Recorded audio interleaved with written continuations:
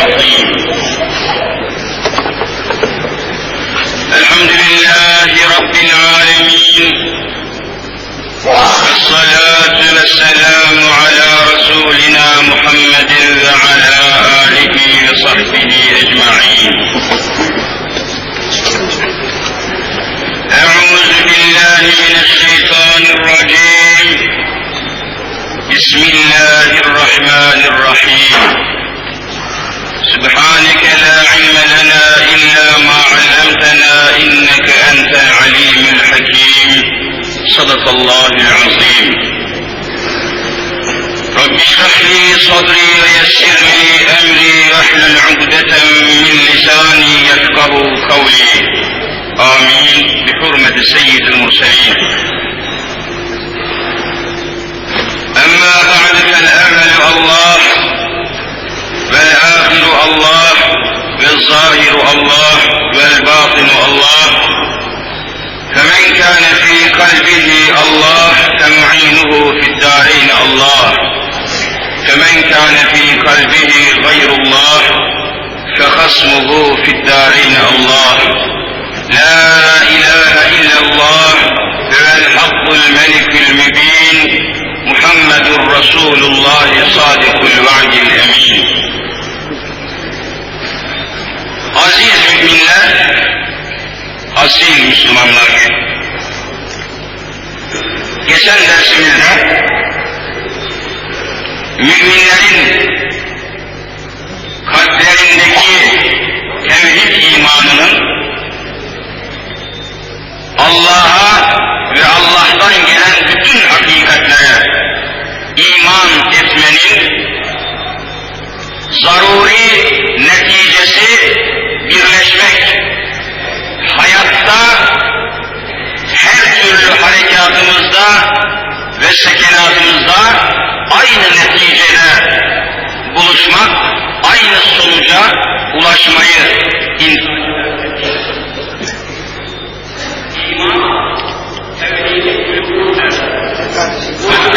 aynı noktaya tevhidini, gönüllerin aynı noktaya tevhidini icap ettirir.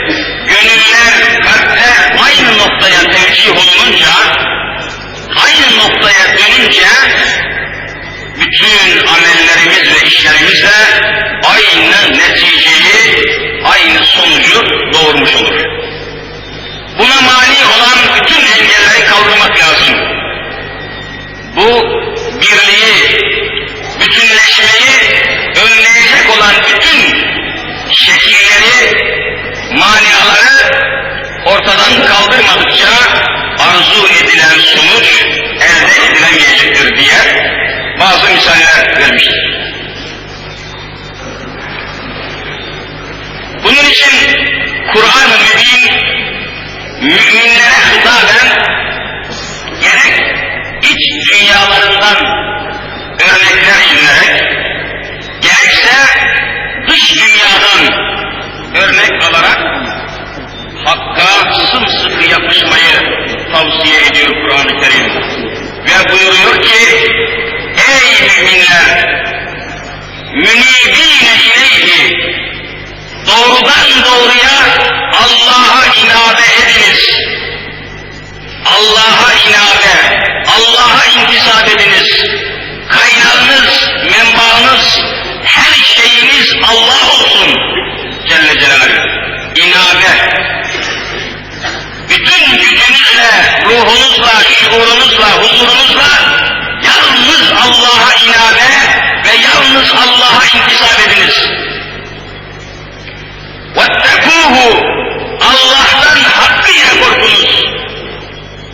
Bu birliği, beraberliği zedeleyecek olan bütün amellerden sakınınız.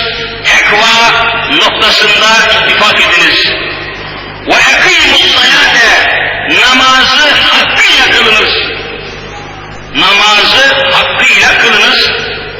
Namazın şuuruna ulaşınız. Müslümanların niçin namaz kıldığının hakikatine, esasına dikkat ediniz. Müslüman gelişi güzel namaz kılmaz. Müslüman bir gayenin tahakkuku için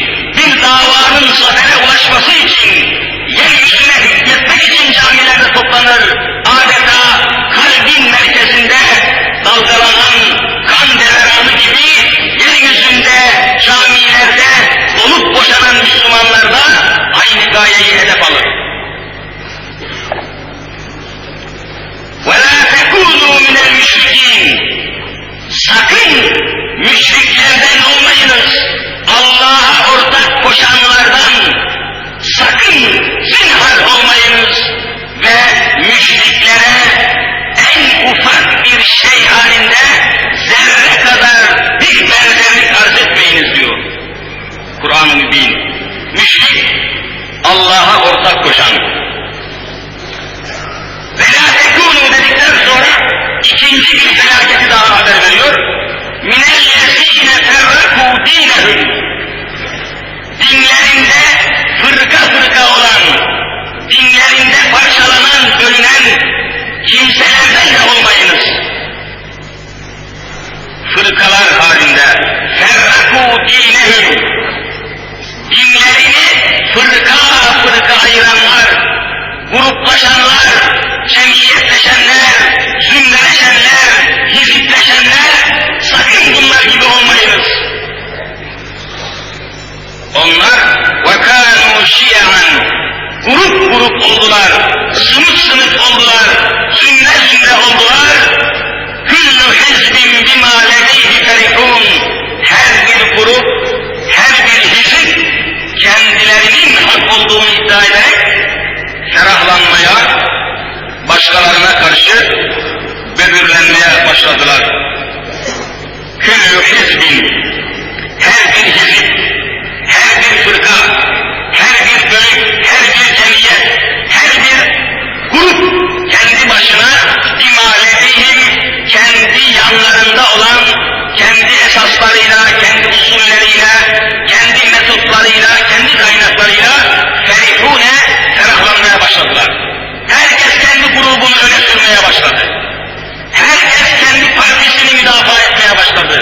Herkes kendi zümresini, sınıfını, cemiyetini, kendi grubunu müdafaa etmeye başladı. Allah'a olan inabe, Allah'a olan bağlılık, Allah'a olan yakınlık unutulur hale geldi. Demek suretiyle bunlara benzememeyi, bunlara en ufak bir benzerlik arz etmemeyi şiddetle Kur'an-ı Kerim haber veriyor. Efendiler, yeryüzünde ne kadar dikkat etmişseniz, ne kadar küfür taifesi varsa, yani İslam'ın dışında kalan bütün zümreler, İslam dininin, İslam imanının dışında kalan bütün sınıflar, zümreler, hepsi bugün İslam'a karşı bütünleşmiş görünüyorlar. Yeryüzünde kardeşim dikkatini rica ediyorum, dikkatini celp ediyorum. İyice bakarsan, ibretle, dikkatle bakarsan, yeryüzünde bütün Müslüman olmayanlar, Müslümanlara karşı vallahi birleşmiştirler. Bütün dünyada manzara budur. Yeryüzü şarkıyla garbıyla, yani doğusuyla batısıyla, güneyiyle kuzeyiyle, alemi İslam'a, Müslümanlara karşı bütün gayrimüslimler kenetleşmişlerdir, perçinleşmişlerdir ve bütünleşmişlerdir. Bu kesin bir netice bu. Bugün Birleşmiş Milletler, Amerika'da Birleşmiş Milletler namında bir teşekkül var. Dikkat ediniz, bütün hareketlerine, toplantılarına, kararlarına, fikirlerine ehemmiyetle bakınız, göreceksiniz ki Birleşmiş Milletler, Müslüman milletlerin aleyhine Birleşmiş Milletler'dir. Müslüman milletlerin aleyhine birleşmişler. Hiçbir Müslüman milletin davası orada katiyen çözüm veremez. Yeryüzündeki bütün batıllar, bütün kafirler, bütün münkirler, bütün maddeciler, Yahudiler, Hristiyanlar, Müslümanları yok etmek için Hz. Muhammed Mustafa Aleyhisselatü Vesselam'ın ümmetlerini yeryüzünden kaldırmak için bütün dünya birleşmiş görünüyor. Buna karşı ne yapmak lazım? Ey Müslüman, sen kendi içinde tevhid imanının verdiği aşk ile şevk ile sen de birleşmezsen, sen de bütünleşmezsen,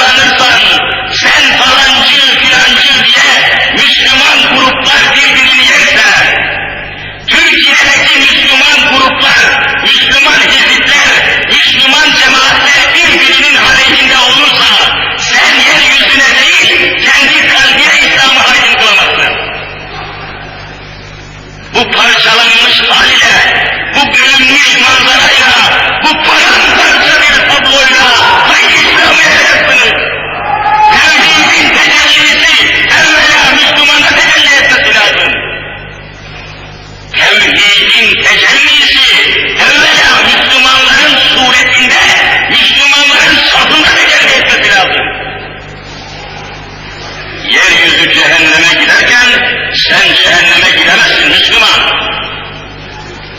Yeryüzü cehenneme giderken ümmeti Muhammed cehenneme gidemez.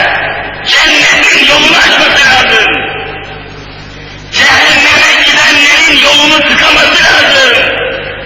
Ama evvela sen bu şuura nail olacaksın.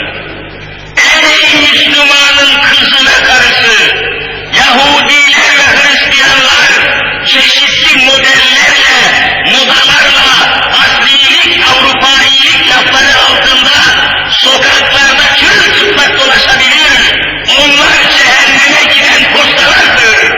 Onlar cehenneme odun olmaya gidiyorlar. Sen onlar gibi olursan yeryüzüne sulhu ve barışı nasıl getireceksin? Evvela kendini tevhidin teknesinde birleştirmen lazım.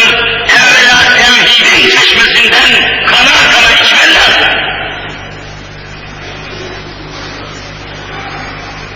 Küfür milletleri bütünleşmiş. Bugünkü manzara yeryüzünde Müslüman olmayan bütün dünya Müslümanlara karşı bütünleşmiştir ve hem de öylesine bütünleşmiş görünüyor ki bunun karşısında Müslümanların nasıl sımsıkı olması lazım geldiğini en ufak bir akıl sahibi anlamakta gecikmeyecektir. Hz. Muhammed Mustafa sallallahu teala aleyhi ve sellem Efendimiz yeryüzündeki bütün müminleri içine alan bir hakikat ifade ediyor.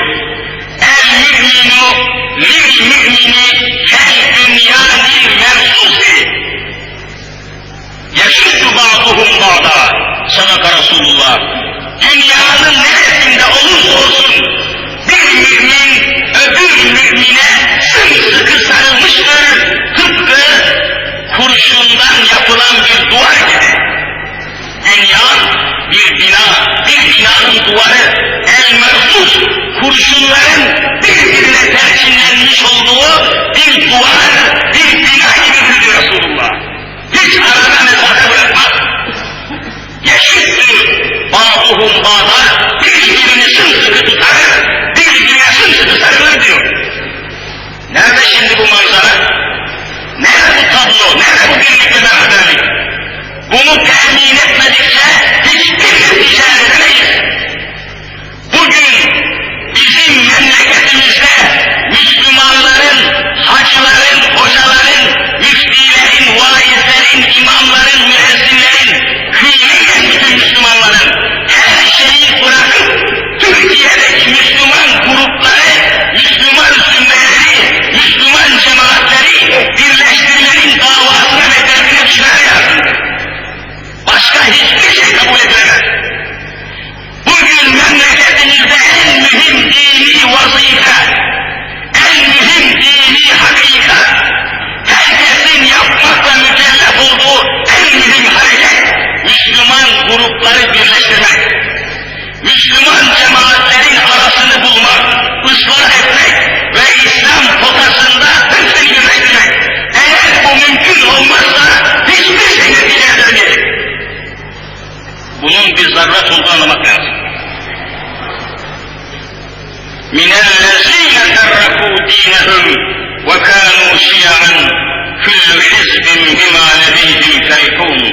Onlar dinlerinde fırka fırka oldular, bölük bölük oldular, dinlerinde ayrıldılar, her birisi ayrı bir yol tuttu, her birisi ayrı bir fırka haline geldi ve küllü hizbin, her bir hizb, her bir grup kendi metotlarıyla iftihar eder hale geldi. Her bir grup kendi cemaatini ve kendi cemiyetini başkasından üstün görmeye başladı. Allah'ın dininde böyle şey olmaz.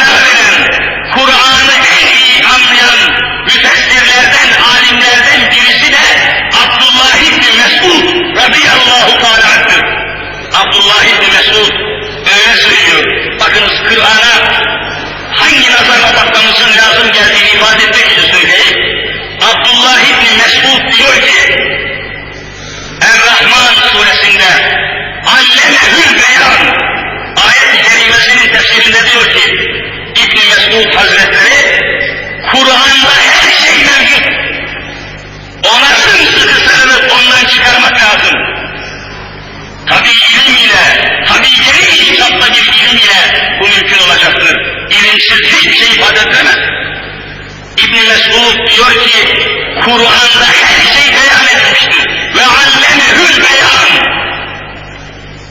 Öyle iddia ediyorum ki diyor İbn Mesud, çölün ortasında, çölün ortasında devemin yularını kaybetsem, vallahi Kur'an'da ona dair işaret bulunmuyor. Devemin yularını kaybetsem çölde, Kur'an'da yerini bulurum.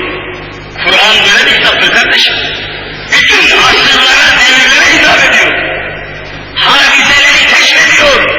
Bütün ihtilafları önlüyor. Bütün zulümleri, ölümleri kaldırıyor. Onun için ehli küfrün bütün hedefi Kur'an-ı Kerim'dir. Kur'an'ı ortadan kaldırmak için, Kur'an'ı okumaya, Kur'an'ı anlamaya, Kur'an'ı tefsir etmeye mani olmak için her ne lazım gelmişse tefsir yapmışlar. İşte Kur'an'ın hadiseleri keşfetmesine dair bir sureden bahsedeceğim ve mevzumuzla aynen irtibat ediyor. Efendim, Kur'an-ı Kerim'de 114 sure var biliyorsunuz. 114 sure.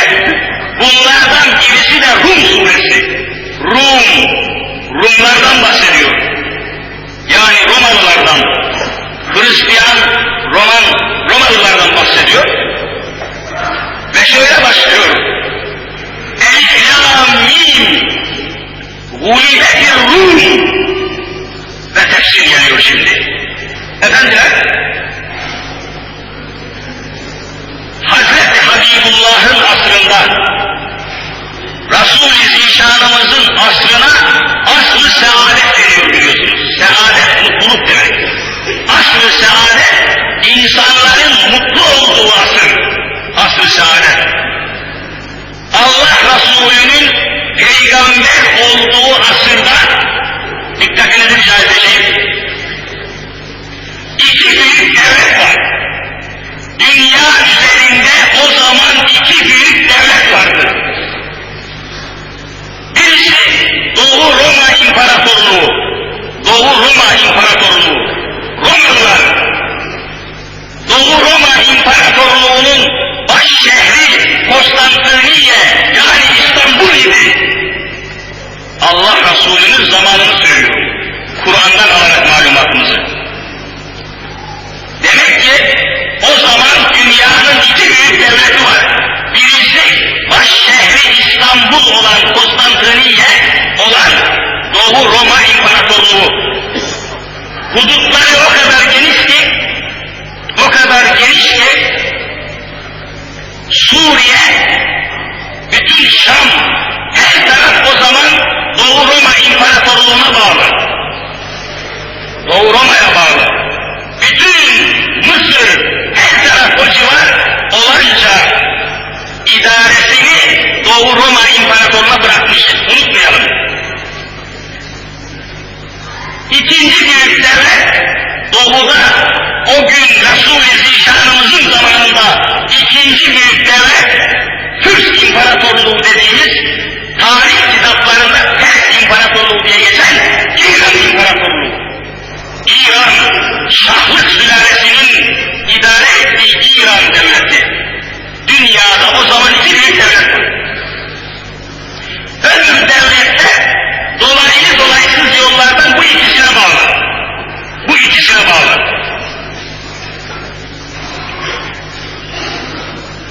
Evet. Derken Resul-i Zişanımızın peygamber olduğu asırda, devirde, Mekke-i Mükerreme'de, o esnada, o tarihte dünyanın bu iki büyük devleti Roma İmparatorluğu'yla İran İmparatorluğu bir muharebe ediyorlar. Çarpışma, savaş yapıyorlar. Miladi 613. sene Hazreti İsa Aleyhisselam'ın doğumundan 613 sene sonra Resul-i Zişanımızın zamanında İran ile Roma İmparatorluğu savaşıyorlar. Evet.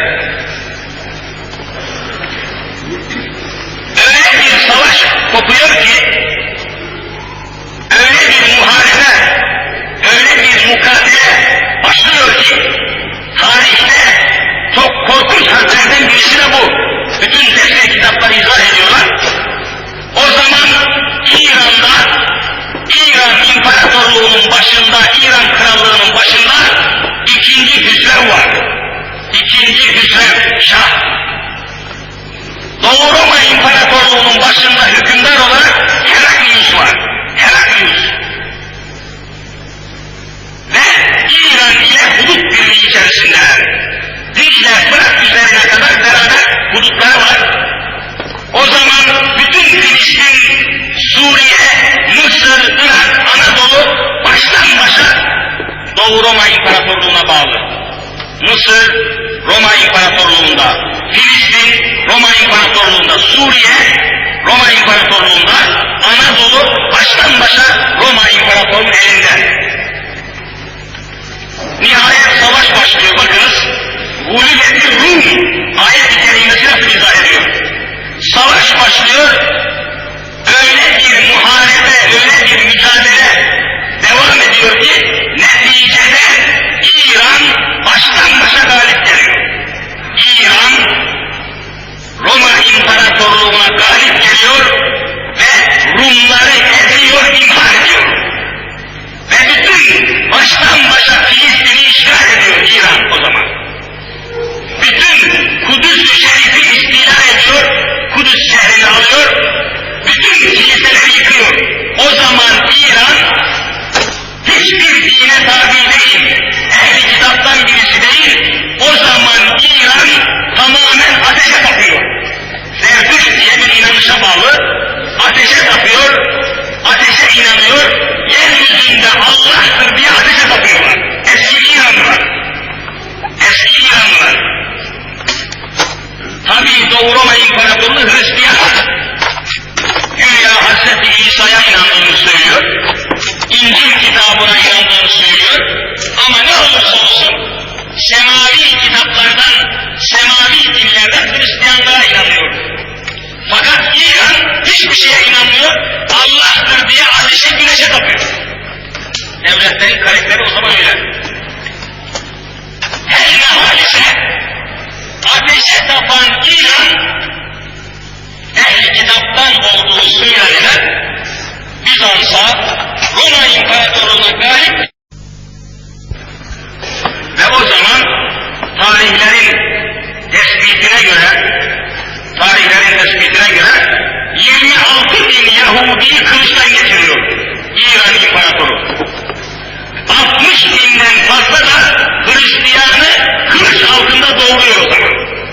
60 bin Hristiyan, 26 bin Yahudi'yi kılıçtan geçiriyor İran İmparatorluğu. Ve savaş bitiyor tabii, anlaşmaya oturacaklar. İran Kisrası'nın, İran Şahı'nın sarayını, Sultan Sarayı'nı 30 bin ölümün kafatasıyla döşemek suretiyle bir bayram şenlik yapıyorlar. 30 bin ölümün kafasını sarayın her tarafına asıyorlar. İran Kisrası'nın sarayına zafer şenliği yapıyorlar. Evet. Hatta istilayı o kadar çoğaltıyorlar ki İran askerleri istilada, o korkunç muharebede İstanbul Boğazı'na kadar geliyorlar ve Doğu Roma İmparatorluğu'nun baş şehri olan İstanbul'a kadar sokuluyorlar. Ne korkunç bir muharebe yapmışlar. Derhal bu mücadele sonunda Doğu Roma İmparatorluğu'nun bu hezimeti, bu mağlubiyeti karşısında Roma İmparatorluğu'na bağlı bulunan bütün devletler, bütün milletler isyan ediyorlar. Sen mağlup oldun, bizi koruyamazsın diyorlar. Parçalanıyorlar ve derken Doğu Roma İmparatorluğu o zaman yerle bir oluyor ve içeriden isyanlarla, dışarıdan istilalarla Roma İmparatorluğu namında bir şey kalmıyor.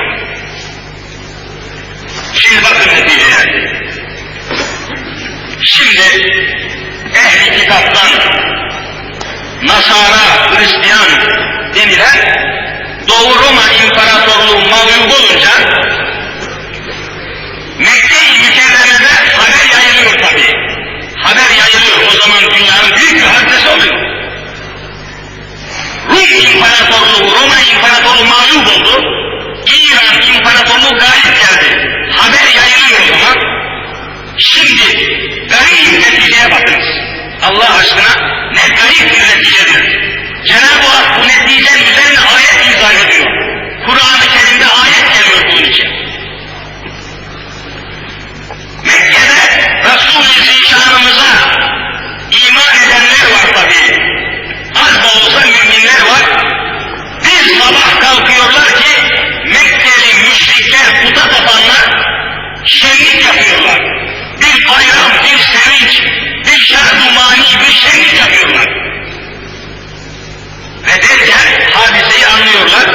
Meğer Mekkeli müşriklere bakın, şu kafirlerin ittifakına bakın kardeşim. Müslümanların dışında kalan ehli küfrün ittifakına bakın. Mekke'de putperestler, müşrikler, Ebu Leheb'ler, Ebu Cehiller şenlik yapıyorlar. Ne oldu? Efendim, hiçbir dine inanmayan, güneşe tapan İranlılar, ehli kitaptan olan Hristiyanları yendiler diye o Müslümanlara karşı bayram yapıyorlar. O olsun diyorlar. Bizim gibi Allah kabul etmeyenler, İsa'ya inananları, ehli kitaptan olanları ezdiler, bayram yapıyoruz diyorlar. Mekke'li müşrikler ta Mekke'de oturmuşlar, İran'ın, ateşe tapan İran'ın zaferini kutluyorlar. Şu beraberliğe bakınız ya. Bunun üzerine Müslümanlar üzülüyorlar tabi. Ne de olsa o zaman Roma İmparatorluğu Hristiyan. Aslı olmasa bile bir İncil var ellerinde. Çarmıha gerildiğini iddia eder bir İsa var. Ne de olsa bir din kokusu geliyor. Bir din, bir kitap kokusu geliyor Roma İmparatorluğu. Bunların yenilmesi, güneşe tapan müşrik İran'ın galip gelmesi Medine'de Müslümanlara ağır geliyor. Üzülüyorlar. Bunun üzerine Arş-ı Alâ'dan ayet-i kerime nazil oluyor. Elif Lam Mim Gulibetir Rum. Evet, her nasılsa, her ne sebeplerse Rumlar mağlup olmuşlardır diyor Kur'an-ı Kerim. Rumlar mağlup olmuşlardır. Ateşperest, putperest, müşrik İranlılar Rumlara galip gelmişlerdir, tamam. Şimdi ayet-i kerime müminlere mühim bir müjde veriyor. Bu küfrün ittifakı karşısında Müslümanlara muazzam bir ikaz geliyor. Ve buyuruyor ki غُلِبَتِ الرُّومُ فِي اَدْنَى الْاَرْضِ Mekke-i Mükerreme'ye çok yakın, Müslümanlara çok yakın bir arazinin yakınında, kıyısında, evet bunlar mağlup oldu. Fî eznel ard geçiyor ki Şam civarında yahut Anadolu'da İstanbul civarında Rumlar mağlup oldu. Rumlar mağlup oldu.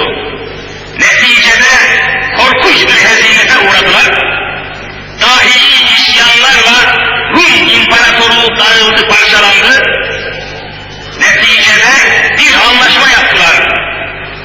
İran İmparatoru haber gönderdi, gelsin anlaşalım diye.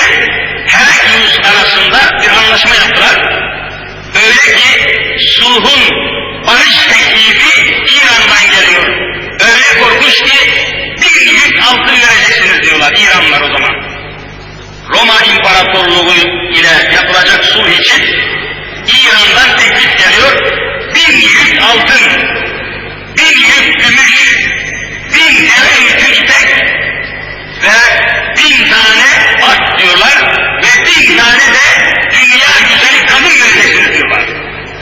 1000 tane kadın, 1000 tane at, 1000 deve yükü ipek, 1000 deve yükü gümüş, 1000 deve yükü altın vereceksiniz. O zaman barışırız diyorlar ve hepsini de Roma İmparatorluğu teslim ediyor. Kadınları, atları,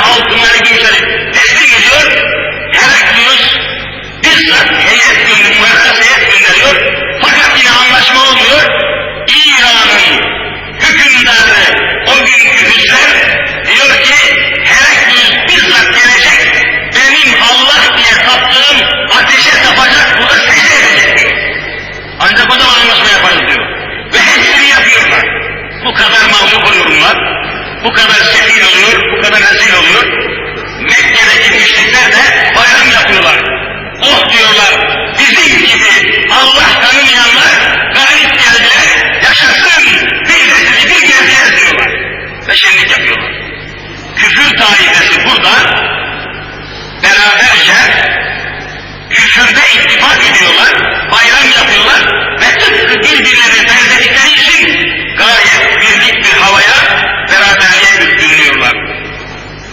Fakat Kur'an-ı Kerim hemen ayet-i kerimede haber veriyor. Ve hüm min ba'di galebihim seyaglibun. Ayet-i kerime geldi şimdi, mucize halinde ümmet-i Muhammed'e haber veriyor Allah-u Teala. Kur'an ile haber veriyor. Her şeyin kaynağı Kur'an.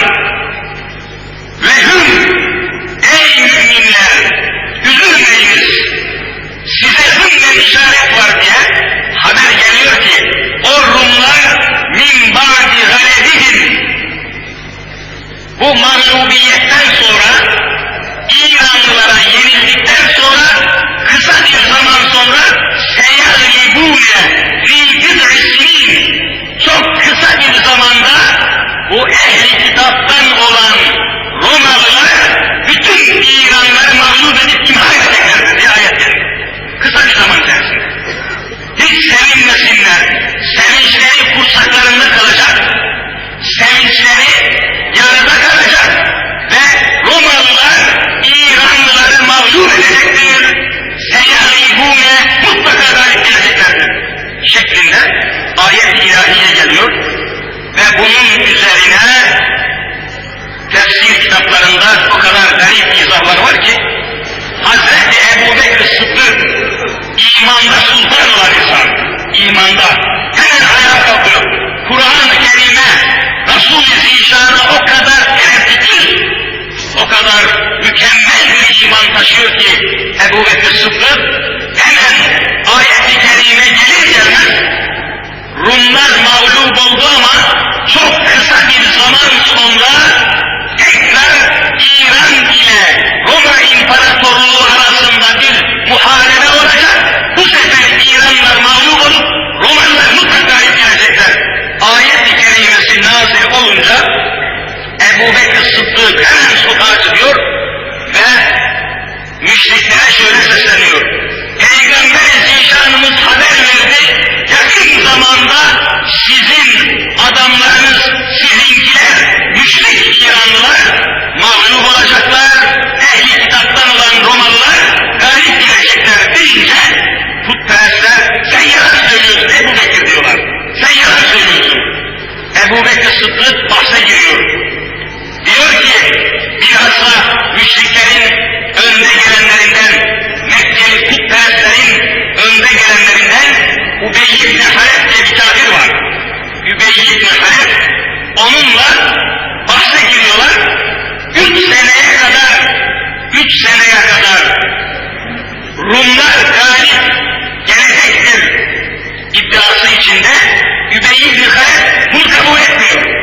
Benim dediğim çıkarsa sana 10 lira vereceğim, senin dediğin çıkarsa ben sana 10 lira vereceğim diye bir bahse giriyorlar, anlaşma yapıyorlar.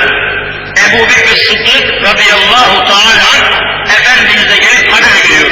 Resul-i Zişanımız buyuruyor ki fi bid'i sinine ayeti, bid'i kelimesi 3'ten 9'a kadardır.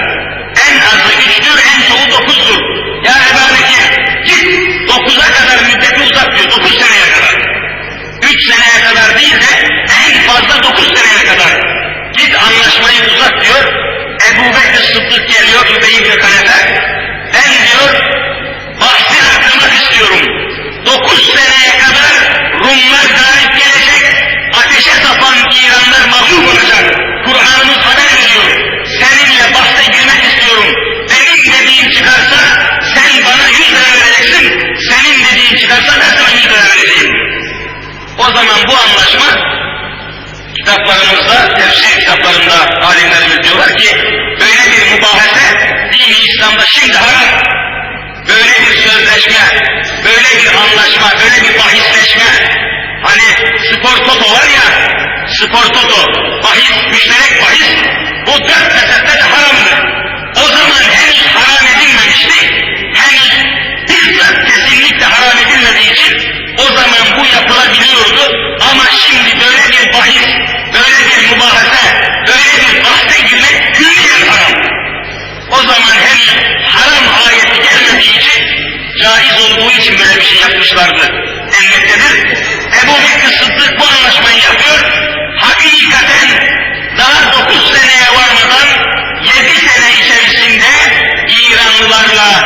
Romalılar yeniden bir muharebeye tutuyorlar.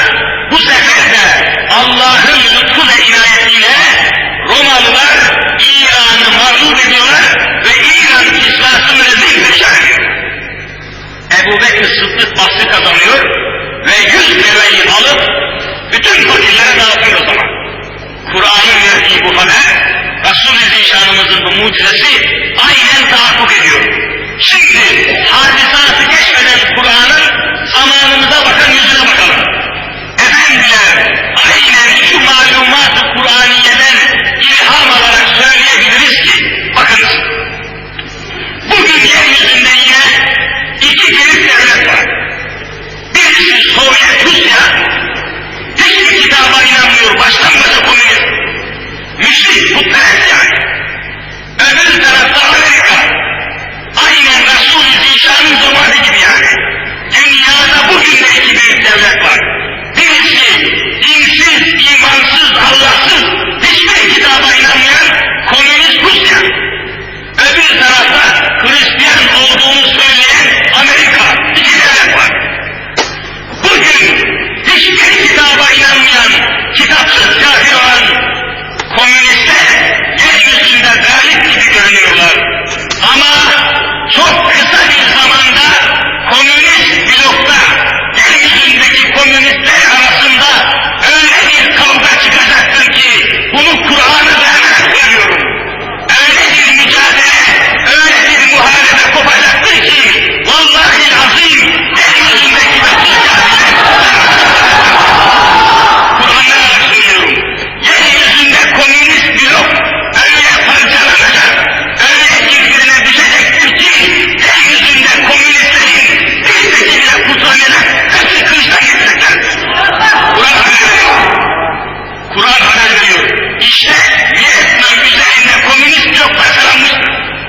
Yeryüzünde korkunç bir kıyam başlayacak.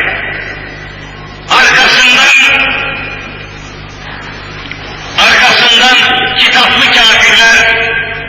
kitaplı kafirler de Yahudiler de Hristiyanlardır biliyorsunuz. Din-i İslam kafirleri ikiye ayırıyor. Bir kitaplı kafir, bir de kitapsız kafir. Bütün komünistler kitapsız kafirdirler.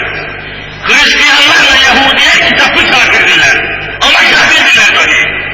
İşte onların da arkasından bu kitapsız kafirlerin yeryüzünde birbirini yiyip imha etmesinden sonra kitaplı kafirlerin arasında bilhassa Yahudilerle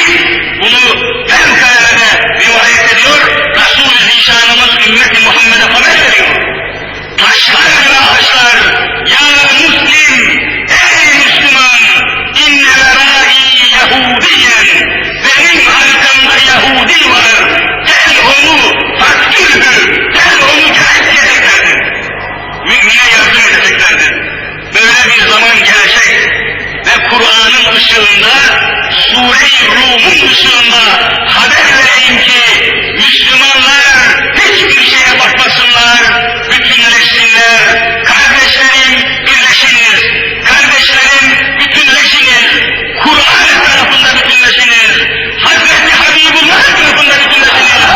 Ruh-u Muhammed Mustafa bizden bütünlük beklemektedir. İstanbul'u fetheden Fatih Sultan, Ulubatlı Hasan, bütün şehitler bizim bütünleşmemizi vallahi arzu ediyorlar. Yeryüzünün kurtuluşu vardır. Müslüman, tevhidin, Kur'an'ın ziyasında bütünleşmelidir. Kur'an'ın etrafında bütünleşmelidir. Şimdi bu tarihi hadiseyi ve Kur'an'ın hadisatı keşfeden ışığını anlattıktan sonra tarihten bir mektup size arz edeceğim. Tarihten bir mektup. Mektubu yazan var, mektubun yazıldığı insan var. Bakınız.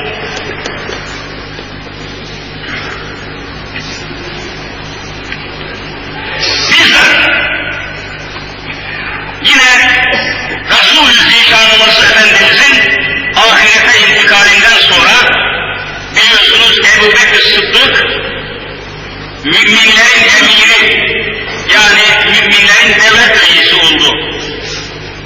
Birinci devlet reisi Ebu Bekir Sıddık oldu. Sıddıkiyet makamı. Onun arkasından ikinci olarak Müslümanların devlet reisi Hazreti Ömer Faruk oldu. Radıyallahu teala anh. Onun arkasından üçüncü Müslümanların devlet reisi Hazreti Osman Zinnureyn oldu. Fakat ondan sonra fitneler zuhur etti. Hazreti Osman şehit edildi biliyorsunuz. Radıyallahu teala şehit edildi. Arkasından Müslümanların bir kısmı Hazreti Ali Murtaza'ya biat ettiler ve üçüncü Hazreti Osman'dan sonra Müslümanların devlet reisi dördüncü olarak Hazreti Ali Murtaza oldu. Radıyallahu teala. Fakat hadiseler devam etti. Yahudiler korkunç mücadele ettiler. İslam birliğini parçaladılar.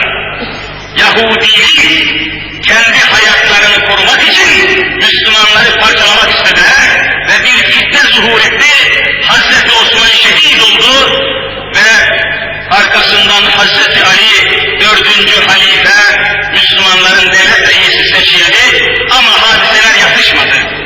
Hazreti Muaviye karşı koydu ve aralarında büyük muharebeler, mücadeleler oldu. O zaman Hazreti Muaviye içtihat meselesinden dolayı uzun bir hadise, oraya girmiyor. Orası çok geniş tafsilat isteyen bir mesele. Şam şehrinde vali olarak bulunuyordu. Hazreti Ali'nin zamanında Hazreti Muaviye Şam'da valiydi. Vali. Şam valisiydi. Muktedir bir vali. İşte Hazreti Ali ile aralarındaki bu ihtilaf, bu içtihada dayanan, fıkhi bir meseleye dayanan ihtilaf sebebiyle derhal bir zafiyet meydana geliyor. Bakın Allah aşkına bir zafiyet meydana geliyor. Ve neticeyi size Kısas-ı Enbiya'dan nakledeceğim. Ahmet Cevdet Paşa'nın meşhur Kısas-ı Enbiya kitabında okuyacağım mektup aynen var. Müslümanların bu ihtilafa düşmesinden birlik ve beraberliğini bir an için kaybetmiş olmasından cesaret alarak İstanbul'da oturan, Konstantiniye'de oturan Bizans İmparatoru Heraklius derhal Müslümanlara bir savaş ilan ediyor. Bir